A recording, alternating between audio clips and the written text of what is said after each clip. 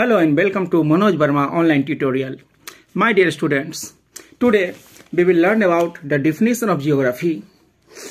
Actually, so many students, they generally keep asking me to give them the best definition of geography. Best means which one is widely accepted across the world. And here I would like to remind them that the definition of geography given by Richard Hartshorne, that is very famous, and he defined geography in the year 1939.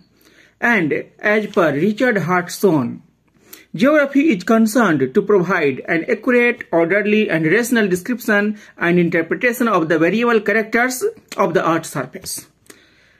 I repeat, geography is concerned to provide accurate, orderly and rational description and interpretation of the variable characters of the Earth's surface.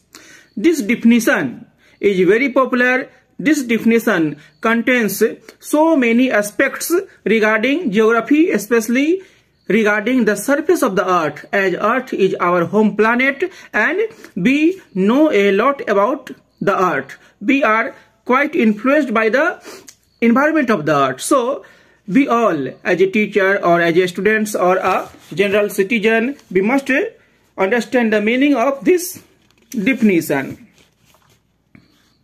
In Hindi Richard Hartshorne की परिभाषा हिंदी में जानिए। भूगोल का संबंध पृथ्वी के परिवर्तनशील चरित्रों की सटीक, क्रमबद्ध एवं तर्कसंगत व्याख्या एवं विश्लेषण से है। यहाँ पर सटीक, क्रमबद्ध एवं तर्कसंगत, ये तीन बातें, तीन वर्ड्स ध्यान देने योग्य है। सटीक, एक्यूरेट, क्रमबद्ध, ऑर्डरली, तर्कसंगत, रेशनल, यानी कि सटीक, भूगोल से हमें जो भी ज्ञान, जो भी नॉलेज मिलता है वो करेक्ट है, वो सही है, वो बिल्कुल ही सटीक है, एक्यूरेट है।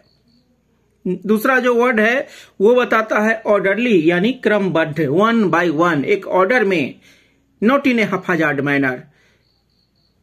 यानी भूगोल पे हम जो भी पढ़ते हैं, जो भी नॉलेज लेते हैं, वो हमें ऑर्डरली मिलता है। हम वन बाय वन चीजों को समझते हैं। फॉर एग्जाम्पल, यदि हम पूरे पृथ्वी का अध्ययन करते हैं तो पृथ्वी को पहले हम महासागर और महादेश में बांटते हैं, फिर किसी एक देश, एक महादेश को लेते हैं, उसको फिर डिफरेंट देशों में, कंट्रीज में, रीजन में डिवाइड करते हैं, फिर एक छोटे रीजन को स्टडी करते हैं, उसको सब रीजन में। इस तरह हम भूगोल का वन बाय वन अध्ययन ऑर्डरली रूप में, क्रमबद्ध रूप में करते हैं। और तीसरा जो कीवर्ड था इस डिफिनेशन में, रिचर्ड हार्टसोन की डिफिनेशन में, वो है रेशनल, यानी तर्कसंगत, यानी विज्ञान की कसौटी पर कसा हुआ। भूगोल एक विज्ञान है।